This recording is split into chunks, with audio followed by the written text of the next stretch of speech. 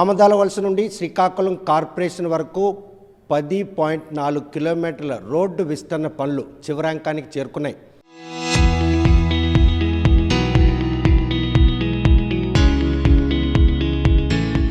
పట్టణంలో విస్తరణ పనులు చేపడుతున్న నేపథ్యంలో డే అండ్ నైట్ నుండి సప్తగిరి ఫంక్షన్ హాల్ వరకు 70 అడుగులు సేకరణకు చేపట్టిన ప్రక్రియలో చాలామంది తమ సర్వస్వం కోల్పోయే పరిస్థితి నెలకొన్నాయి.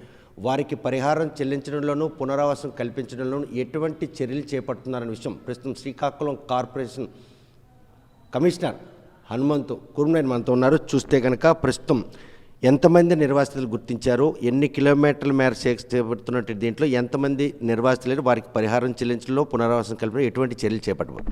శ్రీకాకుళం మున్సిపాలిటీ పరిధిలో ఉన్న నగర ప్రజలందరికీ నమస్కారం తెలియజేస్తూ, నేను 11వ తారీఖున ఈ నెల ఈ మున్సిపల్ కార్పొరేషన్ కమిషనర్గా బాధ్యతలు చేపట్టాను. సో రోడ్డు వైండింగ్కి సంబంధించిన కార్యక్రమానికి సంబంధించి ఆ మొత్తం ప్రాసెస్ అంతా విధి విధానాలు మొత్తం అంతా పరిశీలించి ఇక్కడున్న ఎవరైతే నిర్వాసితులు ఉన్నారో వారందరికీ ప్రభుత్వ నిబంధనల మేరకు జిల్లా కలెక్టర్ గారి యొక్క ఆధ్వర్యంలో ఇన్స్ట్రక్షన్ ప్రాప్తికి ఖచ్చితంగా అందరికీ న్యాయం చేస్తూ ఖచ్చితంగా చర్యలు తీసుకుంటాము.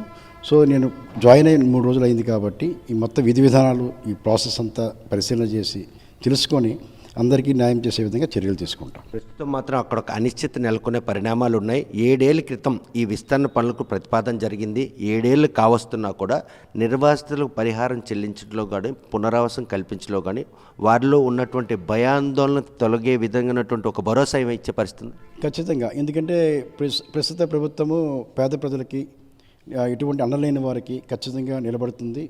ప్రభుత్వ యంత్రాంగం కానీ మన యొక్క ప్రజాప్రతినిధుల యంత్రాంగం కానీ ఖచ్చితంగా మన రాష్ట్ర ప్రభుత్వం వారికి పూర్తి భరోసా కల్పిస్తుందని ఆశిస్తూ మా వంతు చర్యలు తీసుకొని అందరికీ న్యాయం చేసేట్టు చేస్తాం. చూస్తే కనుక ఎవరైతే సర్వస్వం కోల్పోయిన నిర్వాసితుల్లో వారికి పునరావాసం కల్పించడంలో, అదేవిధంగా ఆస్తులు కోల్పోయినటువంటి బాధ్యతలకు మాత్రం అంచనాలు రూపొందించి పరిహారం చెల్లించడంలో నివేదికలు రూపొందించాం. కొత్తగా బాధ్యతలు చేపట్టిన తను మాత్రం క్షేత్రస్థాయిలో పరిశీలించి వారికి ఎటువంటి అన్యాయం జరగకుండా న్యాయం జరిగే విధంగా ఒక కమిషనర్ హోదా, అదేవిధంగా శ్రీకాకుళం కార్పొరేషన్లో నివాసం ఉంటున్న వ్యక్తిగా వారికి వచ్చిన సమస్యల పరిష్కారం విషయంలో మాత్రం ఎట్టి పరిస్థితులు వెనకాడేది లేదు. ఇటు ప్రభుత్వం కావచ్చు, అధికారులు కావచ్చు, వీరందరూ కూడాను వారికి వచ్చిన కష్టాన్ని తీర్చడంలో మాత్రం తన వంతుగా బాధ్యతలు నిర్వహిస్తున్న కమిషనర్ హామీ ఇస్తున్నారు. మరి ఈ విషయంలో ఎవరైతే అనిశ్చితి నెలకొన్నదో వారందరూ కూడాను నిర్భయంగా వారికి సంబంధించినట్టు పరిహారం వస్తుందన్నటువంటి ఆశాభావం కలిగింది అనడంలో ఎటువంటి ఆసక్తి లేదు. వీడియో జర్నలిస్ట్ రామకృష్ణతో Satyam, RTV Srikakulam. Local to global news at your finger tips. మీ చేతిలో ఒక ఆయుధం. Download raw TV app.